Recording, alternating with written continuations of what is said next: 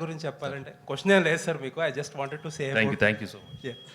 అనిల్ గారు, తొందరలో మీ మీద కూడా రైడ్స్ జరగాలని కోరుకుంటున్నా. ఓరి నాయన, నిన్న మీకు ఒక జోక్ చెప్పాలి. నాకు నిన్న ట్విట్టర్లో ఒక ట్యాగ్ చేస్తూ ఒక ఫ్రెండ్, విజ్ఞాన్లో నా కాలేజ్ ఫ్రెండ్ అనమాట, వాడు నిన్న న్యూస్లో వచ్చింది నా మీద కూడా రైడ్స్ జరుగుతుందని. ఇన్ఫ్యాక్ట్ నా మీద జరగలేదు. సో వాడు ఏం చెప్పాడంటే ట్విట్టర్లో, ఎంత ఎదిగిపోయావురా, మాతో ఉంటూ మా పక్కనే చదువుకుంటూ ఐటీ రైట్స్ జరిగే స్థాయికి ఎదిగిపోయావా అన్నాడు.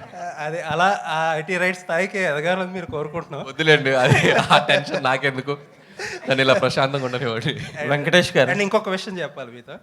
మనం ఇంటర్వ్యూ చేసినప్పుడు లాస్ట్ టైం నేను ఒక మాట అన్నా, ఒక డిఫరెంట్ టైప్ ఆఫ్ మీకు ఒక సెపరేట్ సెక్షన్ ఆఫ్ ఆడియన్స్ ఉన్నారు, ఆ సెక్షన్లో మీకు కాంపిటీషనే లేదని చెప్పి ఒక మాట అంటే దానికి చాలామంది చాలా అర్థాలు తీశారు.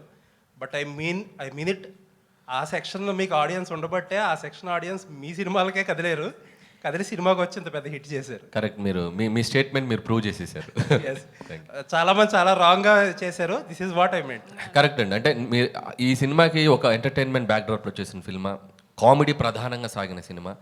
సో దీనికి మీ ఇందాక మూర్తి గారు అన్నట్టు ఒక టాప్ 3 టాప్ 4 రెవెన్యూస్ వస్తున్నాయి అంటే ఎస్, ఈ జోనర్కి, ఒక వినోద ప్రధానమైన సినిమాలకి audience are always ready to come and watch.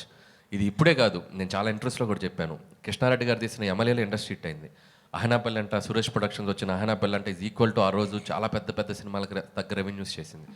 So comedy ప్రధానంగా సాగిన సినిమా మనం కరెక్ట్గా డీల్ చేయగలిగితే దాని రెవెన్యూస్ ఎప్పుడు అన్ని సెక్టర్ ఆఫ్ ఆడియన్స్ వచ్చి దానికి పెద్ద విజయాన్ని ఇస్తారు.